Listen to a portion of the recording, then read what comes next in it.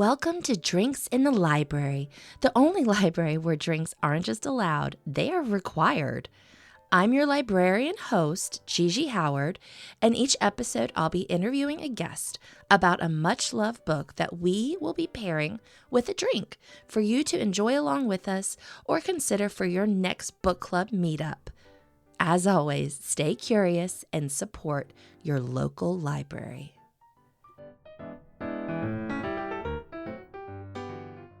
Hello, Libration Nation. Great Expectations by Charles Dickens follows Pip, an orphan who rises from humble beginnings after receiving a mysterious fortune, believing it will transform him into a gentleman worthy of love. As he navigates London society, Pip becomes entangled with the eccentric Miss Havisham and her cold ward Estella, while slowly uncovering the true source of his wealth. All right, my guest this week is the absolutely amazing Francine Prose. Francine is the author of 22 works of fiction, including The Vixen, Mr. Monkey, the New York Times bestseller, Lovers at the Chameleon Club, Paris 1932, A Changed Man, and Blue Angel, which was a finalist for the National Book Award.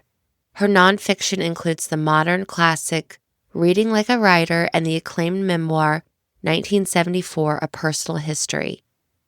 A former president of PEN America and a member of both the American Academy of Arts and Letters and the American Academy of Arts and Sciences, she is widely regarded as one of our most insightful and versatile contemporary writers. Also, her latest book, 5 Weeks in the Country, explores a fascinating moment in time, which Francine describes as this. In 1857, Hans Christian Andersen visited Charles Dickens, his wife, and 9 children in the British countryside for 5 comically and heartbreakingly awkward weeks. Telling their stories seemed like the perfect way to talk about writing, love, marriage, children, and 2 brilliant authors, a public figure in crisis and a house guest, more at home in his fairy tales than in life, who overstays his welcome. We had such a great conversation talking about these works, Francine's experience reading and also teaching Dickens. I think you're really going to enjoy this episode. I'm pairing it with a claret rum punch, which is actually a drink that Dickens and Andersen drank together, so right on brand. All right, and one last thing, if you're enjoying the show, please like and subscribe wherever you get your podcasts. Tell a friend about it this week. All of this helps me grow and keeps this going. All right, let's get to it. So for your favorite book, we're going to kick it off talking about Great Expectations by Charles Dickens. And I think the fun way to do it is to talk about who were you when you first picked this book up? Well, I don't know who I think it was, I saw the film before I ever read the book. I've been writing a bit about how all these movies I saw in black and white TV when I was a kid, and I had no idea, I didn't understand a word, but they were so mysterious and fabulously interesting. So I saw the 1946 John Mills film of the book, black and white, super weird. And I was Miss Havisham and left at the altar and her still preserved her wedding cake covered in cobwebs and the bridal dress with moth eaten and so forth. And I was just like, whoa, what is that? And then I guess I was in college when I first read the book. I took a class on Victorian novels, and I'm not even sure that I immediately made the connection between the film I'd seen and the book I was reading. But as soon as I got to Miss Havisham's that room, sort of bridal chamber, I thought, wait, why does this sound so familiar? And then I realized I had seen the film as a kid. And, from there on, I was hooked. And I think it might feel impossible for people that might not know who Miss Havisham is. Okay. You want a tiny little breezy plot summary? Would that help? Yeah, that's perfect. Okay. So our hero is this boy named Pip who grows up into a man as the book progresses. And he's living in the countryside he's an orphan. He's living with his awful, greedy, kind of mean-spirited sister and her darling, sweet husband, Joe, who's a blacksmith. And he's all set up to become a blacksmith's apprentice and then himself a blacksmith. And one of the sort of local bourgeois who his sister is courting, Mr. Pumblechook, Dickensian name, says that there's this woman who's living up in this sort of the neighborhood mansion, and she wants someone to a boy to come and play with her ward, Estella. So Pip is, obviously the likely candidate. So he goes up there and he begins to play with Estella, who he falls madly in love with as the novel progresses. But Miss Havisham herself has been left at the altar so many years before and has preserved, completely untouched, the wedding cake, the bridal gown, and is raising Estella to be a kind of, really weaponizing Estella to take her revenge on all of men, one of whom has wronged her. So that's how the novel progresses. And it's his love for Estella as he gets older and he kind of falls in with the wrong friends. He goes to London, he becomes a kind of gentleman. And it's always clear that he has a patron who's funding his education and so forth. And it's never quite clear who that person is, although he assumes, no spoilers, he assumes that it's Miss Havisham, of course. The other thing I should say is that the very beginning of the novel, which takes place way in the southeast of England, in the sort of marshland, Pip discovers this escaped convict who's kind of wandering around the marshland at Magwitch, and Magwitch persuades or frightens Pip really into stealing him some food from his sister's house and a file, because naturally Joe is a blacksmith, to cut the chain that he's still wearing and to give him some food so he doesn't starve. So Pip becomes this sort of ally of this escaped convict who will reappear in different guises throughout the novel. Yeah. So talking about all the characters, I know Miss Havisham is kind of like the iconic character of the book. Would you agree? Yeah, and in fact, I taught the book some years ago. It was a class, and I taught Jane Eyre and Great Expectation, Victorian novels about childhood together. Yeah. And one of the assignments I gave to my class was to watch the various film adaptations of Great Expectations to see. And way and away the best was there's a BBC adaptation that has Gillian Anderson as Miss Havisham, and Really? she just kills it, because you never think of, because of who Miss Havisham is and her age and whatever, you never think of her as being beautiful. It never crosses your mind. But Gillian Anderson, of course, is like tiny and gorgeous, and she has all these like rashes that she's scratching manically through things. And she's just as nuts as any Miss Havisham, but she really does it beautifully. Yeah, I have to check that one out. I always think of the one, isn't there one where Gwyneth Paltrow plays Estella? Yeah. Yeah, that's the I one don't think it's the same one. Yeah, she's great at it. Yeah. There've been yeah, like five of them, I think. Naturally lends itself to serialization, which was how it was written. right. One of the shocking things about Dickens is that he published these novels in serial, chapter by chapter in these various journals that he edited. So, which is like an insane thing for a novelist to think about, because he couldn't edit it. Once it was out there, all of the rest of us can just revise and say, wait, this isn't working. I have to change this. These two parts of the plot aren't coming together, blah, blah, blah. But he couldn't. It was out there. So he just had to kind of make it work. Well, and that's interesting. Like, I know the writing of Great Expectations, because it is serialized, like deeply affected how he wrote it. And weren't there like four different endings to it? Did I remember that correctly? Yeah, yeah. It had a sort of, well, it had a predictably unhappy ending. Yeah. And then one of his editors or I guess friends said, this is never going to fly. You just have to give people something. So now it has, the version that's usually read has this sort of unconvincingly happy ending. You don't believe for a second that Pip and Estelle are going to be happy, walking into the future together. Yeah. But the other thing about the novel that's so wild is that Dickens was editing this journal, and I guess he published one of his novels, and it's a serial, published one of his novels, and it did really well. And then they published somebody else's novel. I can't remember the guy's name, poor guy. And the thing was tanking. No one Yeah. was buying it. And he said, well, I'm just going to write a novel to save the paper. and it was Great Expectations. And his friend said, his friend John Forster said, every time you do this, it really takes its toll and it's so bad for your health and blah, blah. And Dickens said, I don't care. I have to save the paper. And then he sat down and wrote Great Expectations. Like, who does that? I'll just save the paper, no problem. Right. Just write Great Expectations.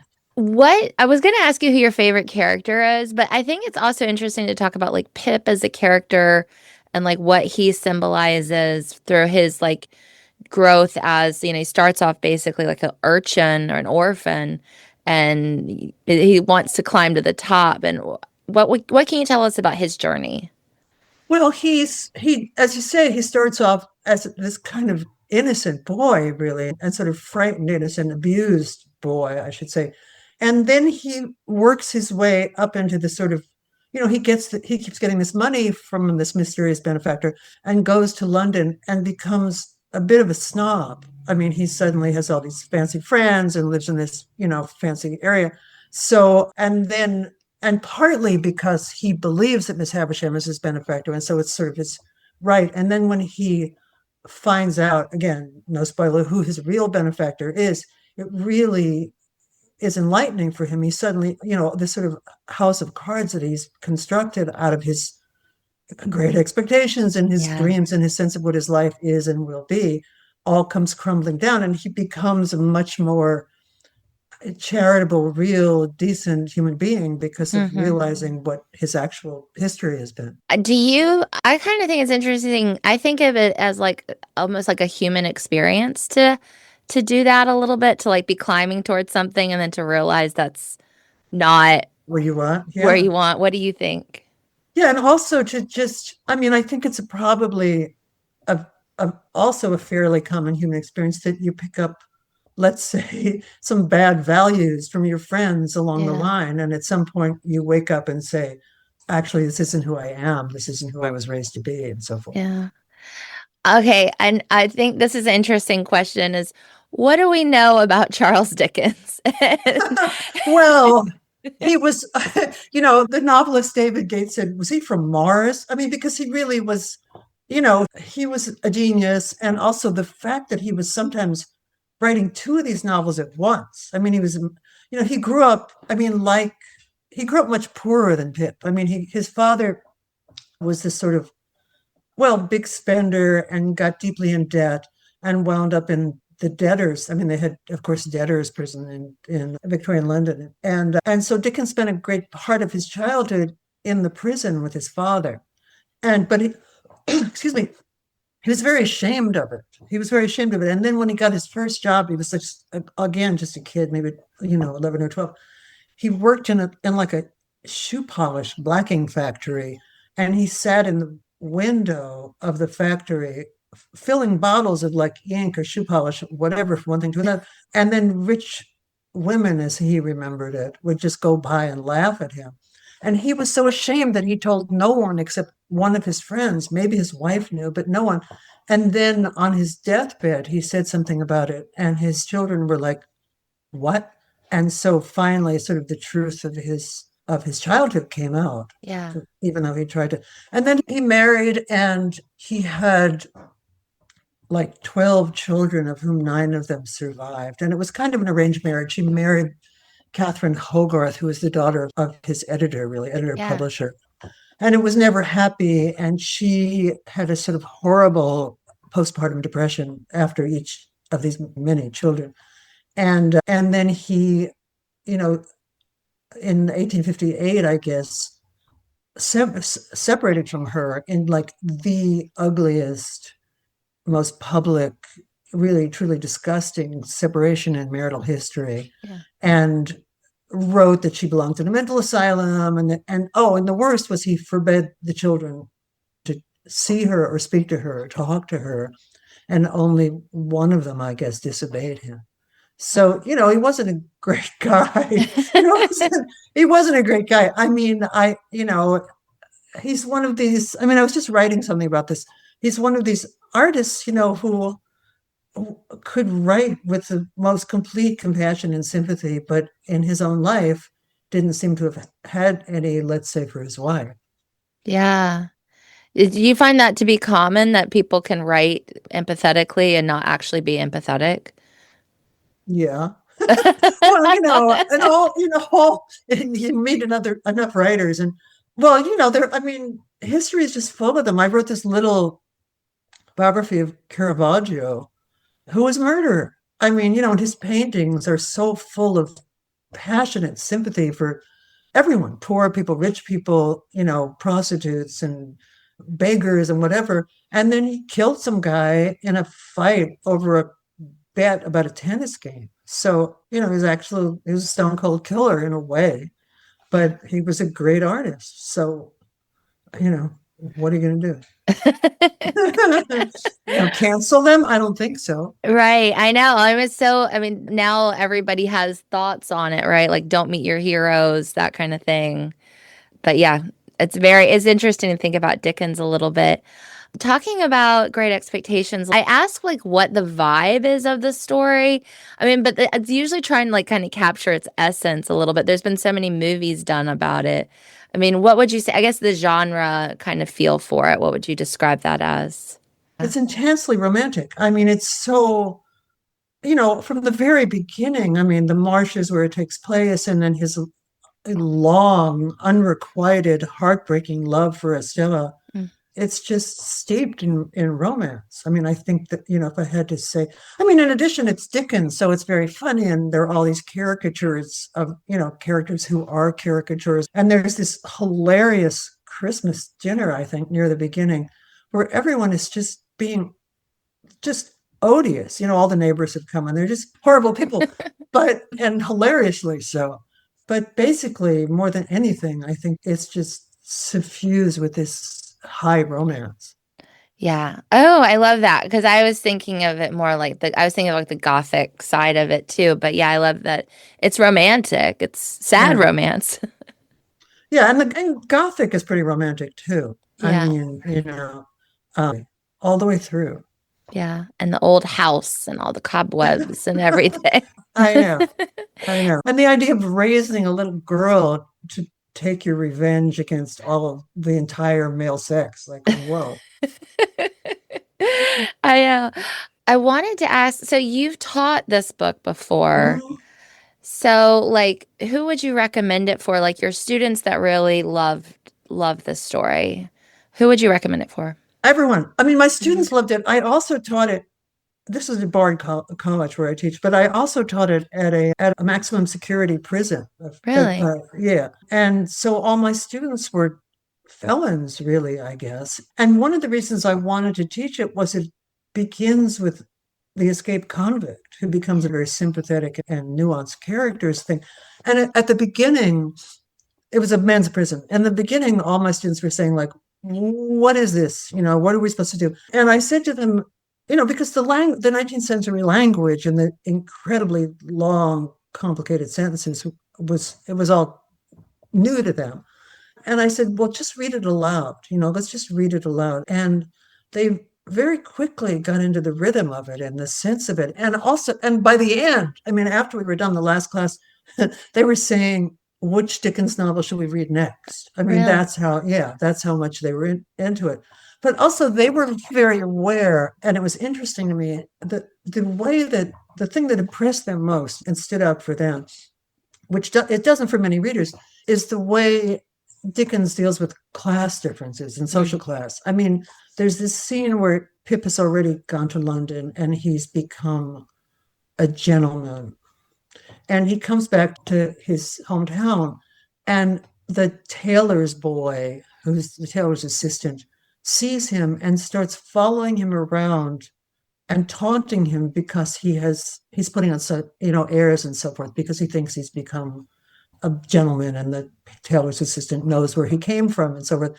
And my students in the prison in Eastern were amazed by this. I mean, that is that someone in the 19th century was so aware of the sort of class divide that they've been intensely aware of all their lives. Yeah. Wow. Sorry, you just kind of blew me away with that answer. I had to take a Sorry, pause. I I, know. I had to take a pause. That was a great answer. I was laughing when I said earlier, it's like, what do we know about Charles Dickens? Because listener, Francine knows quite a bit about Charles Dickens.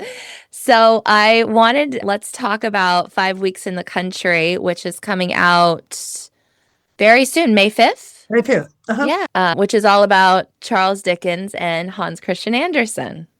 Yeah, well, it's based on a historical fact, which is in 1857, Hans Christian Andersen, who by then was a very famous, I mean, they were both hugely famous writers. I mean, Dickens all over the world and Andersen.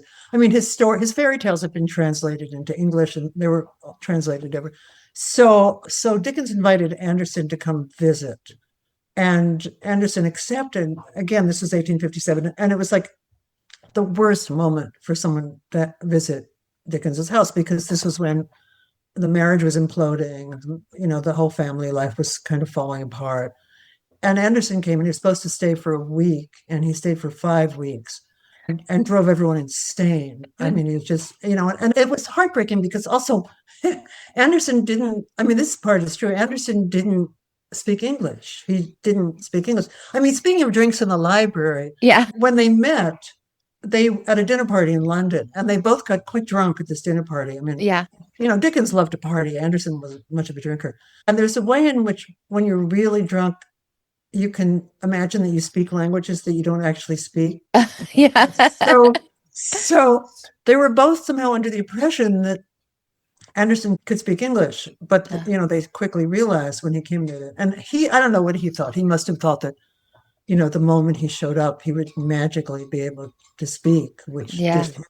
And also Andersen was very eccentric. I mean, now I guess they would say he was neurodivergent. Hmm. So he, plopped into the middle of this family, which was falling apart. I mean, I messed around with the history a little bit because in real life, Dickens fell in love with an 18-year-old actress, Mm. Ellen Ternan, and that was presumably one of the main reasons he left his wife. But I kind of compressed things so that this happens during Andersen's visit. I mean, in fact, it happens just after Andersen left.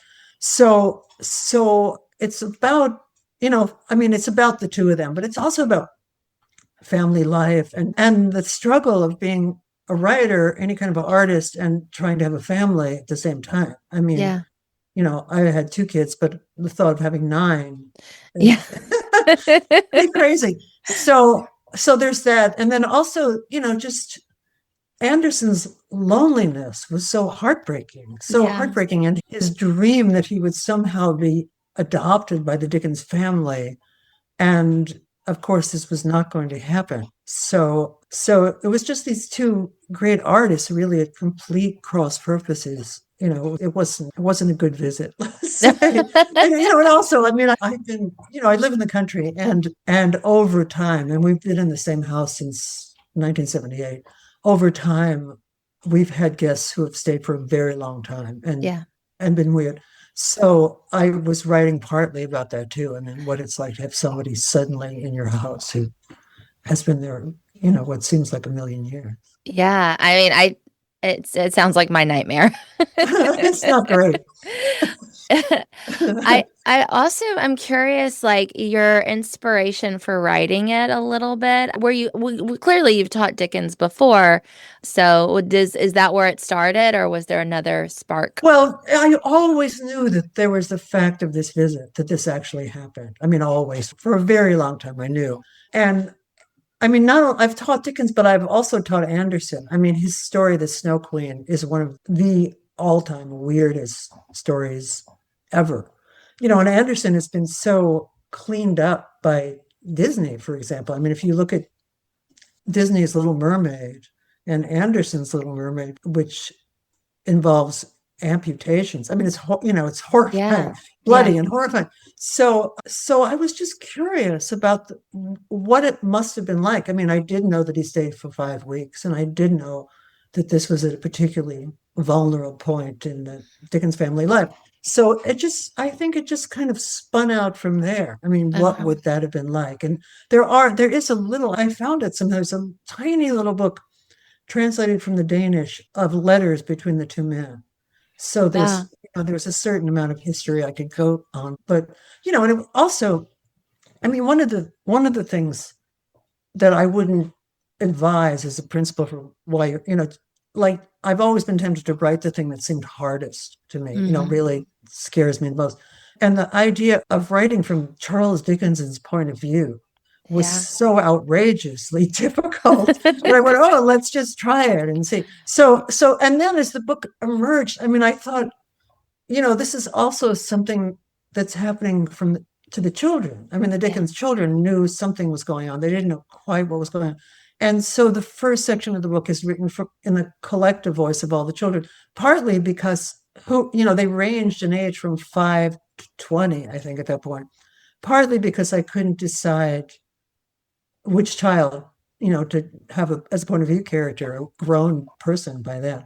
But also there were books, like Jeffrey Eugenides' The Virgin Suicides Hmm. and Josh Ferris's And Then We Came to the End, that were written from collective point of view. So, and I'd never done anything like that or thought about doing anything like that. So it just seemed kind of interesting to me. Yeah, yeah, and I think it tells such an interesting story. I have to tell you, I was at the doctor this morning, and they're like, "Well, what are you doing today?" And I was like, "Well, I'm going to interview Francine Prose, and we've got this. The book is about Hans Christian Andersen and Charles Dickens, and I can just see their face. The nurse's face is just like, well, I was not expecting this story." Yeah, well, it happens. There's a world out there. So When did Great Expectations come out in terms of this visit afterwards. And afterwards? Okay. also, I mean, I think maybe Edmund Wilson or somebody noticed this, but it seemed to me more obvious than people have seen it. I mean, that is, if Ellen Ternan, who the actress whom Dickens fell in love with, was very much under the control of her mother, who it was a stage family, and there were three daughters, and they'd been on and off the stage, and they'd been traveling around. And the husband, the father of the girls, had wound up in a mental asylum, and he killed himself and left the family pretty much in poverty, the Oh, women in poverty. And before Dickens could really have any kind of relationship with Ellen or Nellie Ternan, he had to win the mother's approval, and the mother was very much in control. And I thought, well, that's sort of interesting, the idea of an older woman who's in control of a younger woman who the hero is in love with. And that seemed to me a kind of, that something about that situation had made its way into Great Expectations. oh, So, who knows? But, I mean, and then again, one of the main things, like you never realize, or I never realized what I'm writing about till I've mostly done. But I was really interested in the way in which people transform the things that are happening in their lives, writers in particular, into art. And I thought, well, that's sort of interesting that Dickens could have done that or might have done that. I mean, he was in this situation. But then, I mean, this is not a spoiler because it just is what about three-quarters of the way through, I realized that what I wanted to do and the way I wanted to end it was to write a fairy tale in the voice of Charles Dickens, as if he had done it, in which he takes all the embarrassing, unpleasant, difficult things that have happened to him during his visit to the Dickens family and turns it into this kind of beautiful, wondrous fairy tale. yeah. So that's, I felt it was like redemptive for everybody. Yeah. Yeah. I love that so much. I'm excited for everyone to read the book that's coming out soon. I wanted to ask you, like, what have you got coming up next? Where can people find you? All that fun stuff. I have an Instagram page, I mean, which mostly has pictures of my garden, really. Although one of my sons said, I said, like, all these people have these interesting pages, and I mostly have pictures of my garden. And my son said, I could look at pictures of flowers all day long. So I felt sort of better about it. So yeah, I'm on Facebook and Instagram. And if people were going to be in New York City, I'm doing a book event at McNally Jackson Seaport on the 7th. Very cool. Yeah, I'm going to be at the Montclair, New Jersey Book Festival. Oh, And I think, is that it? I think that's it. Yeah. he's busy. There's a lot Yeah. going on behind the scenes, I'm sure. I know. I know. Well, Francine, this has been absolutely lovely. I did also want to tell, we did not bring it up, but we're drinking the claret rum punch. So it's claret, which is like basically the British word, I think, for red wine, like Bordeaux, and rum and lemon and yeah, and tea as well. So Right. that's what Dickens and Anderson got drunk on. Yeah, pretty heavy duty. I mean, once you start mixing hard alcohol and wine, it's like intense. So Yeah. yeah. It's like it's reminding me at Christmas time, it's called Gigi's Christmas surprise. And people always say the surprise is now you're drunk. And my husband is always like, basically it's alcohol mixed with alcohol. And anyway, Right. it's fun. I try to put more Sprite in it every year, but anyhow. So this has been so delightful. I want everyone to go out and check out Great Expectations and also 5 Weeks in the Country. I really want to thank you so much today for Oh, spending time thank with you. me. It was fun. Yes, you are. I mean, the listener can hear it. You are absolutely amazing. I could listen to you all day. So Thank you so much. Thank thank, you. thank you. All right. Okay. Bye-bye. Bye. Thank you for spending some time with me and my guests for an episode of Drinks in the Library. For more information about the show, you can find us on Instagram at Drinks in the Library, on the World Wide Web, drinksinthelibrary.com, or shoot me an email at drinkspod@gmail.com. Until next time, cheers.